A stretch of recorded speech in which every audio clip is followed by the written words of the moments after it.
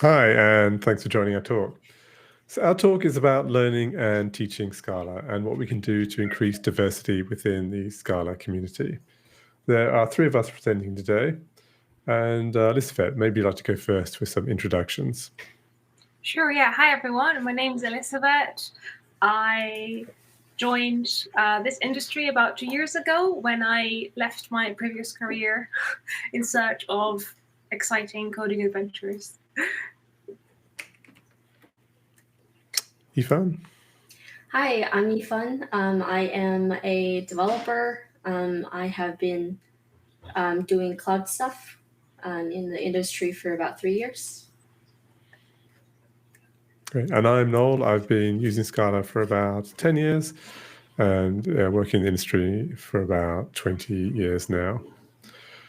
So Elissavet and Yifan have quite recent experience learning programming, and I think their perspective is most relevant to what we want to discuss today. So we're going to do this talk in a panel interview style, which means I'll be asking them some questions. They'll be giving you their in-depth and interesting answers, and I'll be adding a bit of my old man commentary on the end when I have something to yell at, like people on my lawn. Let's start right at the beginning.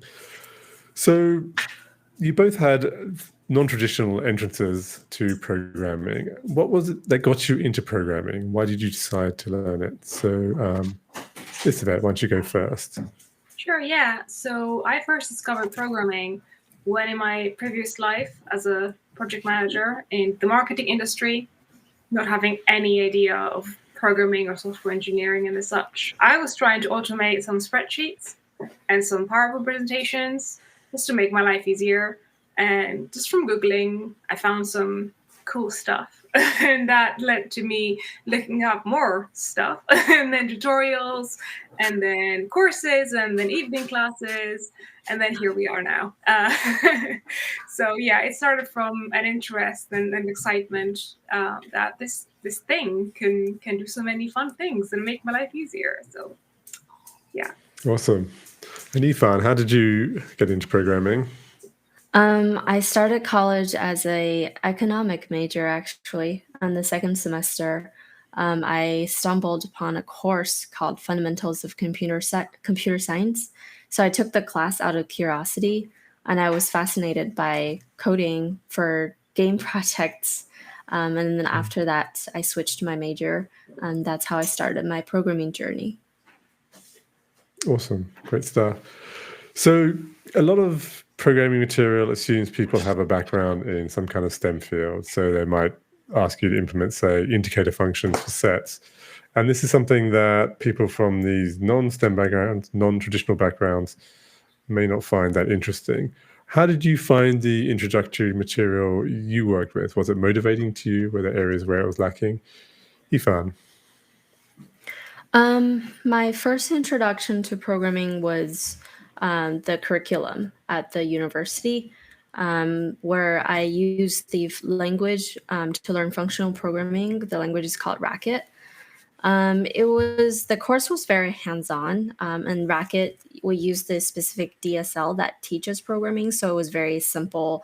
There weren't a lot of features in the language. It was very, the syntax were very simple, and it's designed to visualize how programming should look like. It's very interesting. So the classes weren't that overwhelming. And the school focused a lot on teaching us concepts rather than how to use the tool itself. So I found that really, really helpful to begin with.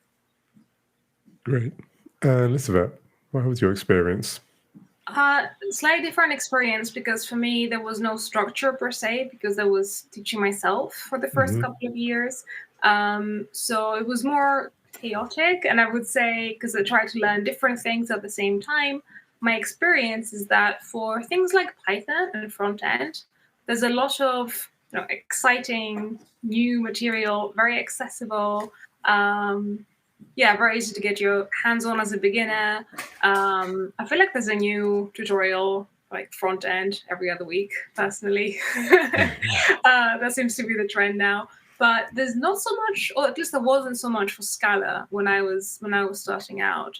There were a couple of textbooks that I found that were definitely. I remember one called Scala for the Impatient, and I picked it up thinking, I'm definitely impatient and I want to learn Scala.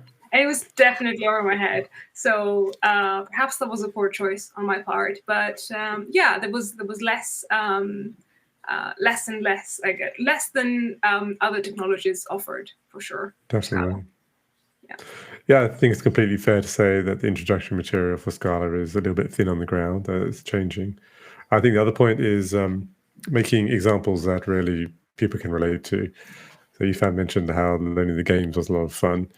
And one thing we've used in Creative Scala is what's called media computation, which is creating programs to manipulate digital media, in our case, graphics. I think more people can relate to this than, say, maths or electronics or things like that. I should also mention that a lot of the things I've done I've stolen from the Racket material. So they've done a really good job there. So you two had very different routes coming in learning. Elissavet learning a lot on your own, at least initially, and Yifan going through university would have put you immediately with a group who are learning at the same things you were. Let's talk about the differences in the experiences there, learning the group and learning individually. So Elissavet, what are your experiences there?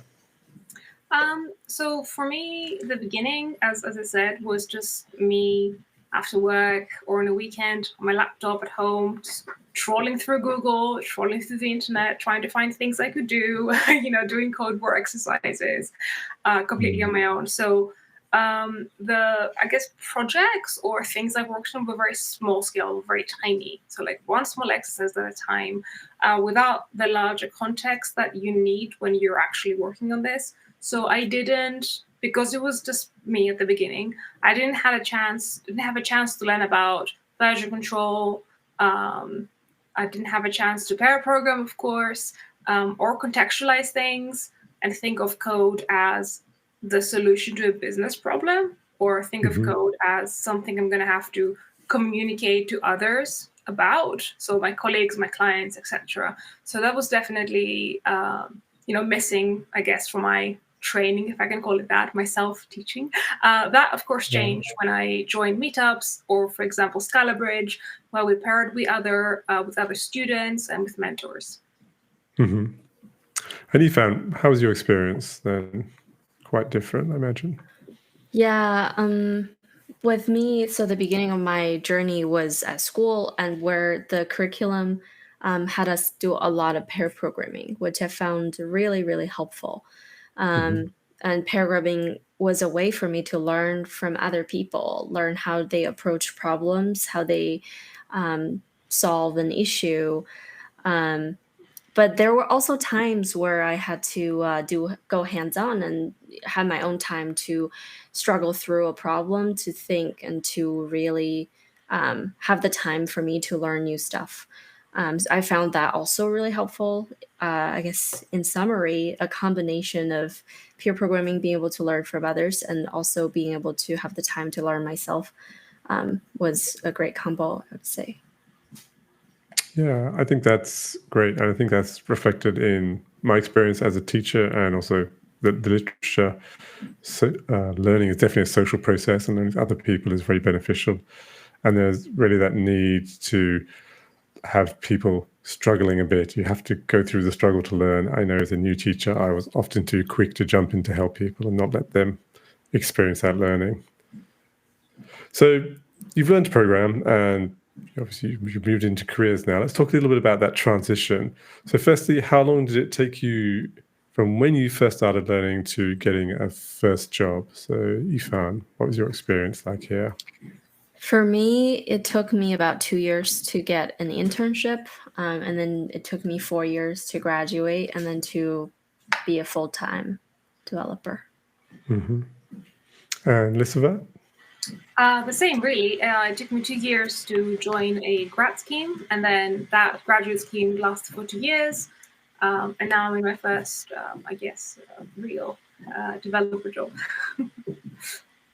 That's great.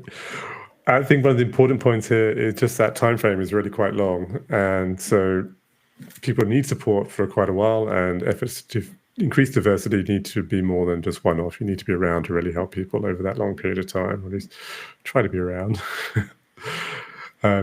So you're working now professionally, you're not a student anymore, and people are perhaps treating you differently. Is this something you experienced? Did you feel like you belonged when you were interacting as a developer rather than a student? Did people treat you differently in any way? What was it like? Elissavet? Yeah, it was a stark difference for me personally when I was introducing myself as a student or someone who's self-taught. So, for example, when I would, join meetups or even classes and say, "Hey, I'm learning this myself whilst having a full-time job," people would say, "Oh, wow, that's great! Good for you! Let's help you." And that I would say changed almost overnight when I would tell people, "Yeah, I got my first job. I'm a developer now," because I feel like the standard or the benchmark moved so much higher, and I would often hear things like, "You can't possibly ask this now. You are a software engineer. You can't. You have to know what this is. This random thing, this acronym I'm throwing at you. No, I can't know this magically. You have to tell me if I don't know it." So yeah, I would say things changed quite a lot in the way I was treated. There was definitely a lot more microaggressions that I noticed because suddenly you're in the industry. And when I say the benchmark is higher, I don't mean it, unfortunately, in like a positive and challenging way of like, yeah, I want to do better. It was more like, you're not good enough to be a developer now. So it was more of that, unfortunately. That said, of course, it's not all like that. Just pointing out something that I think is a problem in the community, but there's also, very positive communities out there like ScalaBridge, for example, or other meetups that are very positive spaces. And Yifan, did your experience similar? Did you have that same kind of microaggressions? I would say it was in general really, really intimidating to be a part of the programming, and not just the community, but also like, being a professional or even at school. It was just really intimidating because everyone around you, almost, everyone had more years of experience than I did. And it was really scary to ask questions because, like Elissavet mentioned, people expect you to have a lot of knowledge that you don't necessarily have. And if people, instead of teaching you, they judge you first, it kind of discourages you to continue to open up and ask questions and express what you don't know, what you know. And especially maybe this is more like a language or English as a second language thing for me. I just can't possibly map acronyms into the real meanings sometimes. So it was really difficult for me to understand acronyms, but acronyms are everywhere. We use acronyms all the time. So it was very difficult to contribute to conversations. And I just felt that I weren't valuable a lot of the times at the beginning because I couldn't understand what people were talking about. And I was too scared to speak up about it. Right, yeah. That's unfortunate. I think one of the takeaways as someone who does organize diversity efforts is you really have to work on finding good places for people to go to. If you're giving people training with the intention that they get jobs as Scala developers, make sure that they go to somewhere that's going to continue to support them in their development and not have these nasty environments. Right, but you both made it through, and that's great. Now let's look back a bit. Do you think that what you learned was missing things that you needed to do your job, or did you find that your education adequately prepared you? I think we have some interesting answers here because I have two very different paths. So, Yifan, how did you find your job? I would say the curriculum prepared me well in terms of programming concepts because it definitely put a lot of focus on the concepts rather than learn the tools, how to code in Java, how to code in this and that. So I was able to transfer a lot of the skills and concepts that I learned in school into the real world, you call it. But I do find something missing. It would be people call it soft skills, where being able to know how to communicate effectively and collaborate productively with people. How do you navigate different work situations? How do you give and receive feedback? And then more importantly, how do you find out what you like to do? Because in the programming field, there's so many areas that you could expand on. Do you choose to grow vertically, or do you choose to grow horizontally on a scale? Being able to identify what you like to do and being able to know what you don't like to do are very, very important skills that I'm still trying to gain through my day-to-day life. But yeah, those skills I would definitely appreciate having more practice before joining. Yeah. Elissavet, what's your experience? Slightly different to Yifan's, just because I did not come to this industry straight out of university. I came after having a career for almost a decade in something else. So I would say I find that, a lot of, I guess, what we call soft skills are okay. They're covered just from life and having a career before this. What I lack for sure is things, as I mentioned, like, technical, practical technical skills, being a beginner, of course, in a larger team, perhaps things like pairing, understanding version control, which you can't really get. I didn't really get, very good at whilst studying on my own, in the weekends. But then I got a tiny bit of when I joined meetups and started pairing with people. Yeah. Right. So I like to say programming is so much more than typing, although that may be shocking to some people in the audience coming from the statically typed FP world. A lot of programming is about processes. So the workflow, version control, testing, things like using the command line effectively. That's very foreign to a lot of people, particularly people coming from the non-traditional background. And then soft skills as well. Teaching these is a challenge. I'm not sure how we do that effectively. We do some of it implicitly at ScalaBridge, but I think we could do a lot more there. So you've both been in your career for a few years now. I imagine your understanding of programming has changed a bit since you started learning. Why don't we talk a little bit about that, how you think of programming differently now to perhaps to how when you started? Elissavet, maybe go first on this. Yeah, the biggest change for me was thinking of programming as a, very clever puzzle, tiny exercise on a small scale that I do to push myself and learn more, to a pretty large-scale problem-solving tool, and changing having to witness my mindset changing, even though I didn't plan for it, to change into a more structured, I guess, mindset and way of thinking. So for me at the beginning, it was just, here's, a tiny exercise and, the usual stuff that we newcomers do, like write a method that does this. Great, you've done it. Now what? What does it do? Whereas, in the real world, you're never going to do that. You're going to solve a bigger problem. That's definitely the main difference. That's the biggest one for me. Okay. And Yifan, what's your thoughts about this? I definitely agree with what both of you mentioned. I think now that I understand programming, it's just much more than coding. Previously, I definitely thought that programming is a lot about knowing as much as you could possibly know.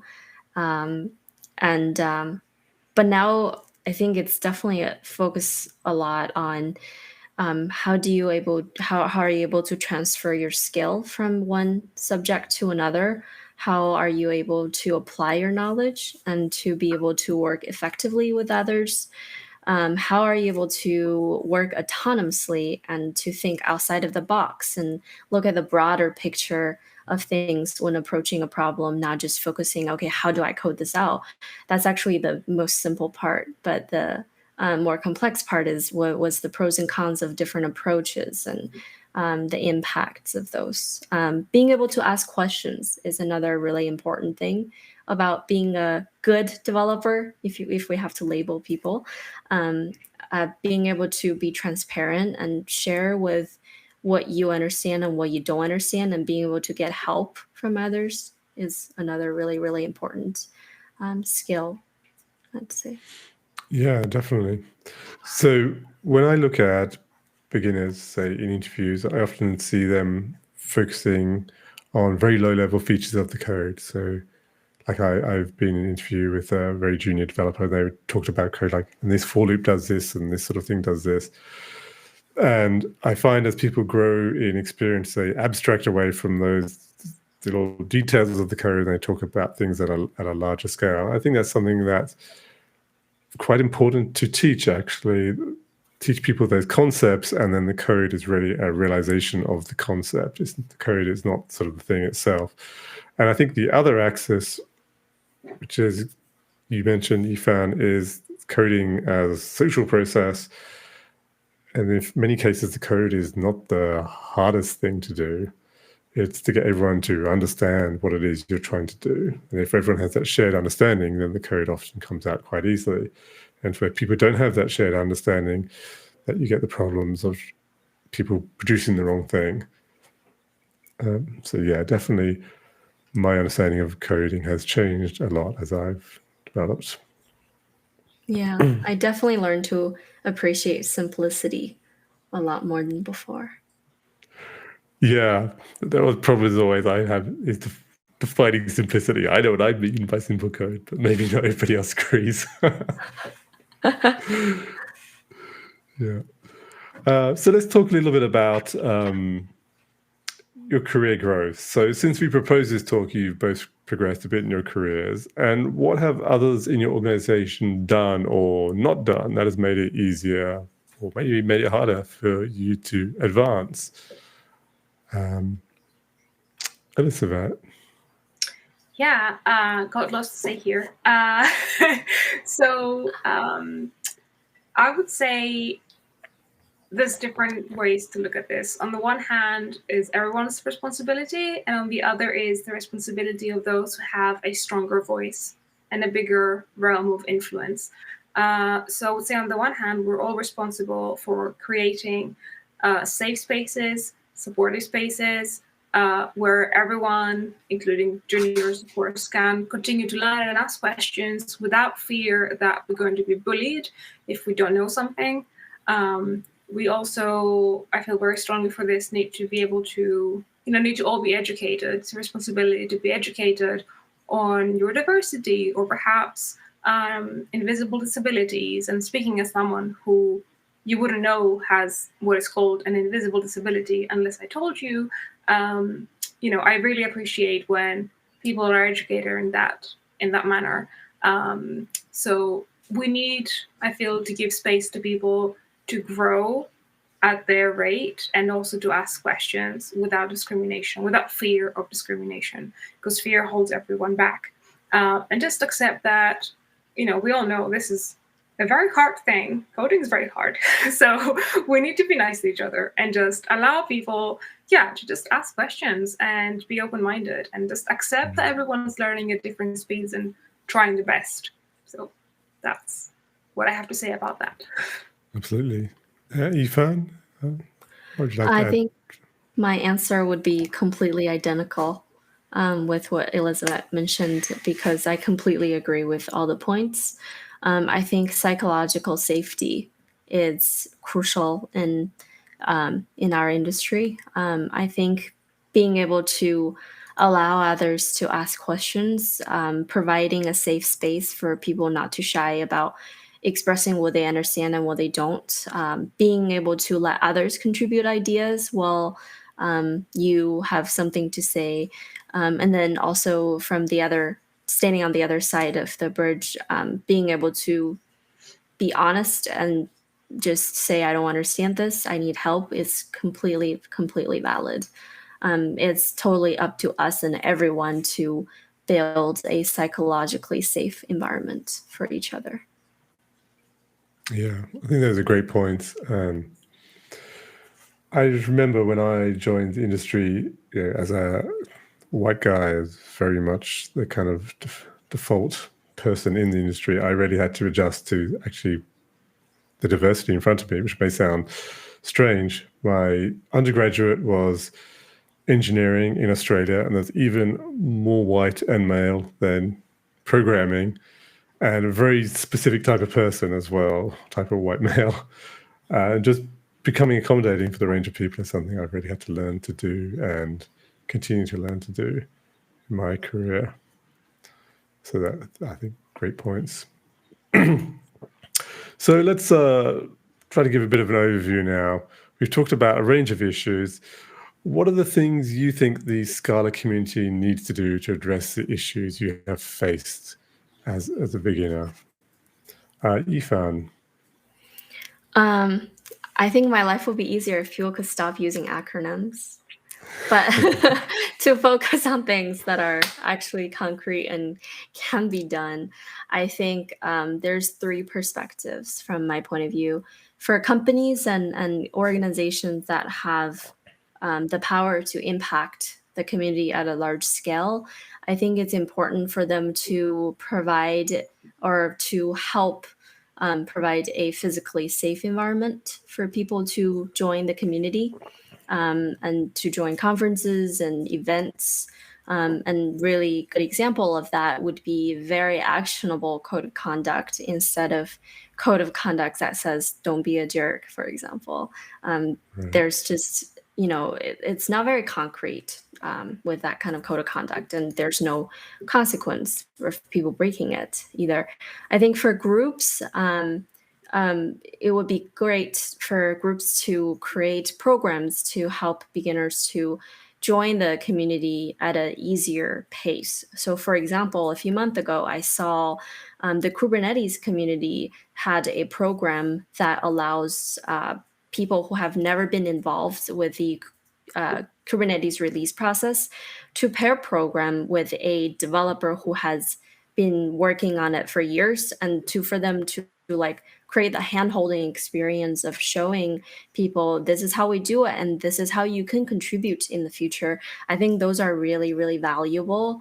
It really helps provide a good experience for people to contribute. Those are the programs that our Scala community could learn from other communities. For individuals, I think that, again, providing a psychologically safe environment for others to speak up and to simply ask questions, be aware of the micro and macro aggressions during the day-to-day life. For example, your tones and voices could be a very simple thing to watch out for. Especially during a pandemic, I think. We've been quarantining for the last year something, and it's even more important at this time to remind yourself and others that we're not perfect and we're not machines, that we make mistakes, and to bring empathy and patience to work and to your day-to-day life for others. And make sure, lastly but not least, make yourself available for other people. If you are in the industry for a while, if you have experiences, you can, start by even sharing resources with others, sharing the resource that helped you when you learned something. Just simply share with others.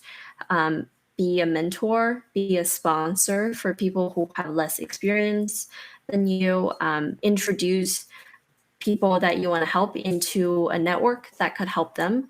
And then help others expand their network. And there's just a ton of examples that I could list down that could that could build a more inclusive environment. Mm-hmm. But yeah, those are the things that popped up in my head. Yeah, that's great stuff. Yeah. And Elissavet, do you have things to add? Just a couple of things. I agree with everything that Yifan said, absolutely. But on more of the, technical aspect of things, I feel like when I was starting out, especially, I don't think that there is a ton of accessible, I'm talking about real 101 hand-holding, very basic stuff for Scala, at least not 2 years ago, or actually 4 years ago.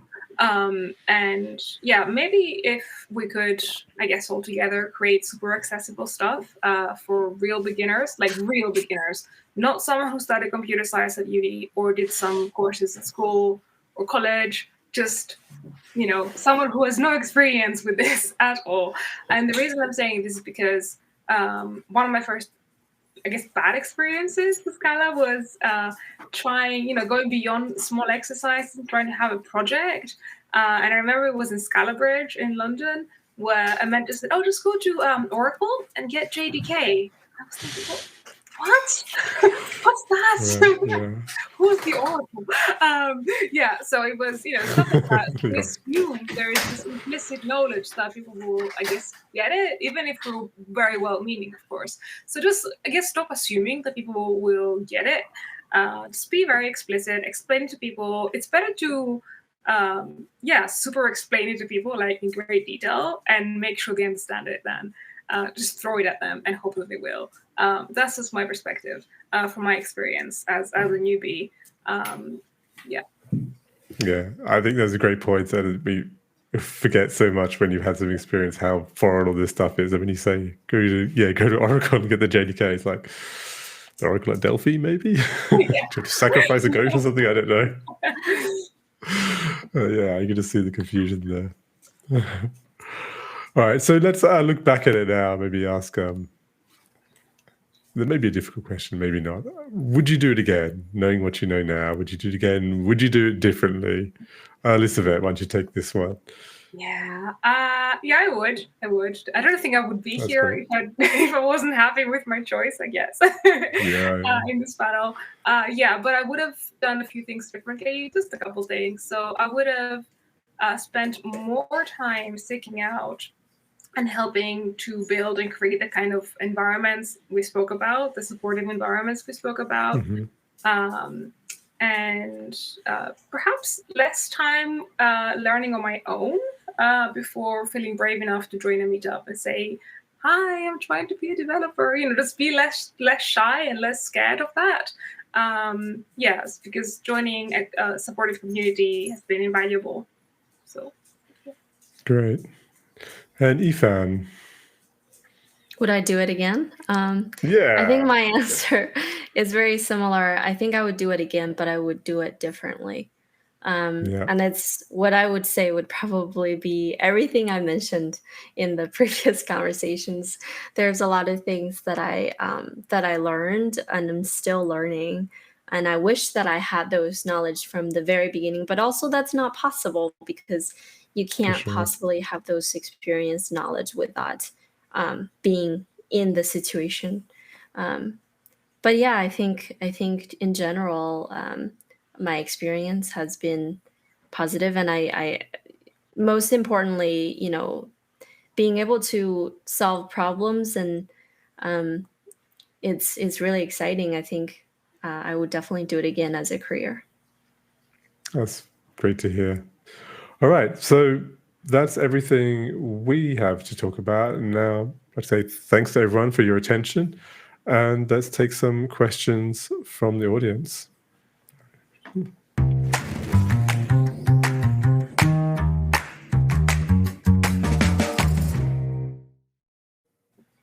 Thank you so much. I think that was very helpful. I think we're all trying to figure out how we can encourage new people to come into the Scala community and make it more welcoming and inclusive. And you covered a lot of points.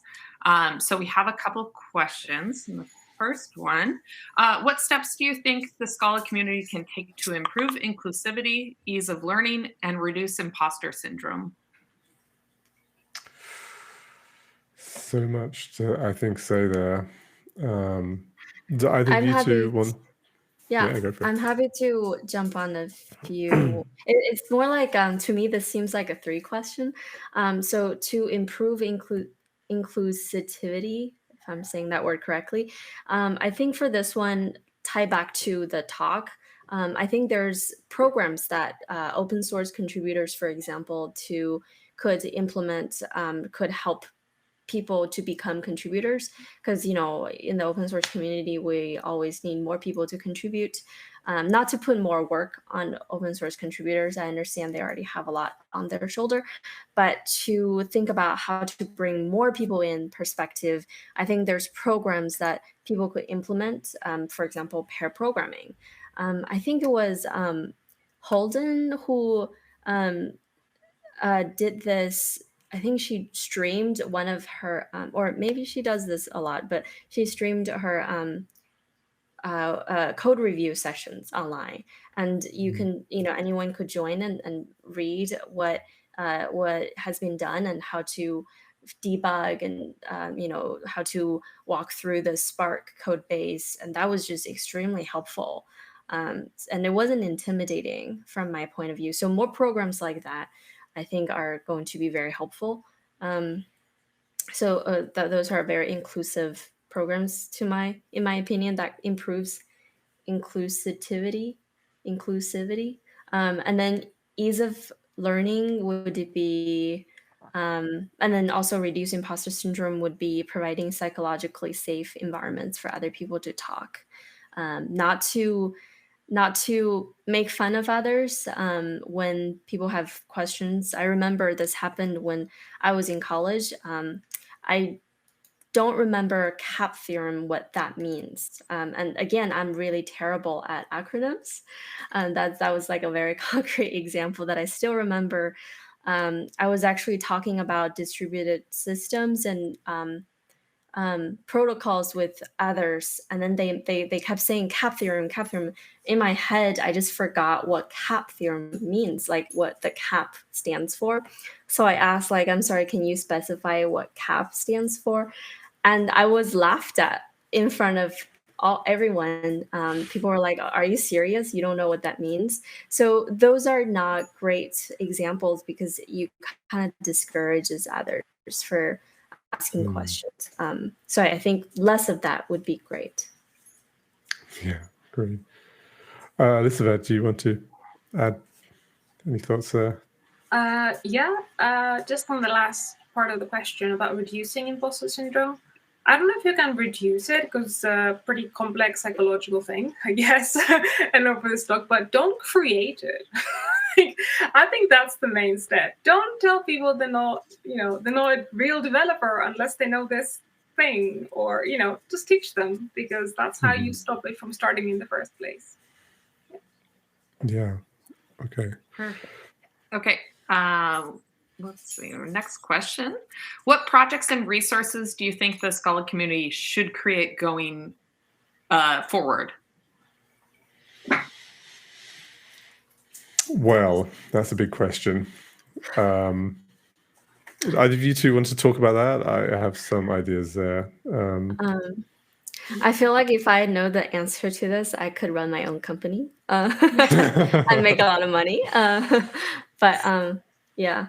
Go ahead, Elissavet, if you have something to consider. I need more time. Yeah, I just wanted to say, I don't know about, as you say, specific resources and projects, but definitely run ScalaBridge, because it's awesome. I know there's a pandemic, but, we can do things online. So if you have the resources at the time and the will, please run ScalaBridge wherever you are, because it's how lots of people join the industry, and it's great. So I'll talk a little bit about ScalaBridge, because we in London haven't been running since roughly when the pandemic started. We did run online for a little bit and then stopped.